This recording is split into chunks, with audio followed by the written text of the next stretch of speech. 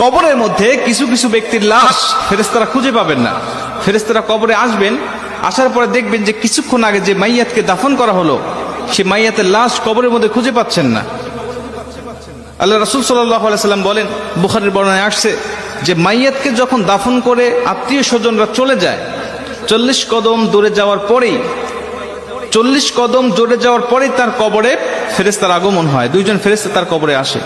বুখারীর এক বর্ণনায় আসছে, আল্লাহ রাসূল সাল্লাল্লাহু আলাইহি সাল্লাম বলেন, আব্দু ইদা বুদিয়া ফি কবরিহি, যখন কোন বান্দাকে কবরের জগতে রাখা হয় তখন ওই বান্দাকে কবরে রেখে তার আত্মীয় স্বজন পাড়া প্রতিবেশীরা যখন চলে যায়, জুতার আওয়াজ এখনো শোনা যাচ্ছে কবর থেকে, তখনও ওই ফেরেশতারা তার কবরের মধ্যে উপস্থিত হয়ে যায়। ঠিক তখনই যখন কবরের মধ্যে ফেরেশতারা উপস্থিত হয়ে যায়, উপস্থিত হওয়ার পরে কিছু কিছু কবরে এসে দেখবেন যে কবরের মধ্যে লাশ খুঁজে পাওয়া যাচ্ছে না। ফেরেশতারা ডাক দিয়ে বলবেন, কি ব্যাপার? কিছুক্ষণ আগে একজন ব্যক্তির লাশ রাখা হলো, লাশটা গেল কোথায়? তারা তাকিয়ে দেখে যে বিশাল আকৃতির একটা পাখি কবরের মধ্যে শুয়ে আছে বা দাঁড়িয়ে আছে বা বসে আছে। পাখিকে উদ্দেশ্য করে ফেরেশতারা ডাক দিয়ে বলেন, পাখি, একটু আগে অমুকের সন্তান অমুক নামে একটা মাইয়াতকে এই কবরে রেখে গিয়েছে, ফুলান ইবনে ফুলান, অমুকের সন্তান অমুক এই কবরের মধ্যে শায়িত করা হয়েছে, সেই লাশটি গেল কোথায়? তুমি কি দেখেছো? পাখিটি ডাক দিয়ে বলবেন, হ্যাঁ আমি দেখেছি। কোথায়? বললেন, সে আমার ডানার তলে ঘুমাচ্ছে, আরামের ঘুম, প্রশান্তির ঘুম দিয়েছে, আমি তাকে কবর থেকে জাগ্রত করব না।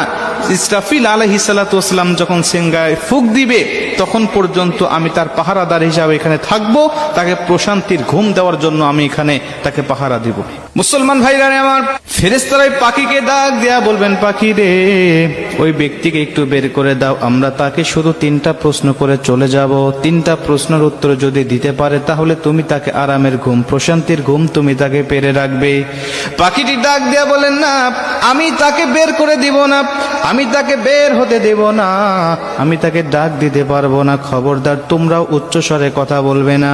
বান্দা বড় ক্লান্ত শ্রান্ত শরীর নিয়ে, দেহ নিয়ে দুনিয়াতে আল্লাহর ইবাদত বন্দেগী করে এসেছে, আমি তাকে প্রশান্তির ঘুম পাড়িয়েছি, এই ঘুম থেকে আমি তাকে জাগনা করতে পারবো না। জোরে কোন সুবহানাল্লাহ। আমি তাকে জাগনা করতে পারবো না ঘুম থেকে। ফেরেশতারা ডাক দিয়া বলবেন, তোমাকে জাগনা করতেই হবে, কারণ আমি তাকে 3টা প্রশ্ন করব, তাকে রব সম্বন্ধে, দিন সম্বন্ধে আর নবী সম্বন্ধে তার কেমন ধারণা আছে, আমি তার কাছ থেকে এই জবাবদিহিতা নিতে চাই। তারপরে তুমি তাকে আরামের ঘুম, প্রশান্তির ঘুম তুমি তাকে পারাবে, যদি সে উত্তরগুলো দিতে পারে। আর যদি না দিতে পারে তাহলে তার কবরটা হবে জাহান্নাম, জাহান্নামের গর্ত, তাকে জাহান্নামের বিভিন্ন আযাবগুলো ভক্ষণ করতে হবে। মুসলমান ভাইরা আমার, পাখিটি সঙ্গে সঙ্গে ডাক দিয়া বলেন, ফেরেশতা, তুমি জানো না এই ব্যক্তিকে আমার আল্লাহ পাক ভালোবাসেন, এবং আমি যে পাখি আকারে তোমরা আমাকে দেখতে পাচ্ছ, আমি দুনিয়ার কোনো পাখি নয়, আমি হলাম এমন একটি আমল। দুনিয়ার জমিনে বান্দা যত কোরআন তেলাওয়াত করেছে, দুনিয়ার জমিনে নামাজের মধ্যে বান্দা কোরআন তেলাওয়াত করেছে, দুনিয়ার জমিনে বান্দা আল্লাহর জিকির করেছে, দুনিয়ার জমিনে তাহাজ্জুদে আমাকে তেলাওয়াত করেছে, দুনিয়ার জমিনে বান্দা সর্বসময় আমার তেলাওয়াত করেছে, ঈশার নামাজের পরে বান্দা আমার সূরা মুলক তেলাওয়াত করেছে, ফজরের নামাজের পরে বান্দা আমার সূরা ইয়াসিন তেলাওয়াত করেছে, মাগরিবের নামাজের পরে আমার সূরা ওয়াকিয়া তেলাওয়াত করেছে। বিভিন্ন সময় সে আমাকে নিয়ে পড়েছিল, আমি কোরআন দিয়ে পারিবারিক জীবন, সামাজিক জীবন, রাষ্ট্রীয় জীবন সে পরিচালনা করেছে। এজন্য আমি কোরআন তাকে আজকে এই কঠিন মুসিবতে একা রেখে যাব না।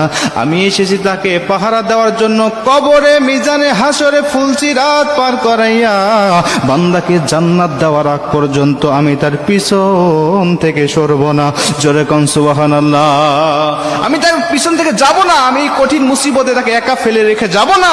তুমি চলে যাও, তার কাছ থেকে তোমার উত্তর নিতে হবে না। তিনি ডাক দিয়া বলবেন, না, উত্তর দিতেই হবে, বের করে দাও। বলছেন, তোমার যদি সাধ্য থাকে তাহলে তুমি আমার ডানার তল থেকে তাকে বের করে নাও। ফেরেশতারা তার ডানার তলে খুঁজবেন, তন্ন তন্ন করে খুঁজবেন। হাদিস শরীফের মধ্যে আসছে, কিন্তু লাশটি খুঁজে পাবেন না তারা।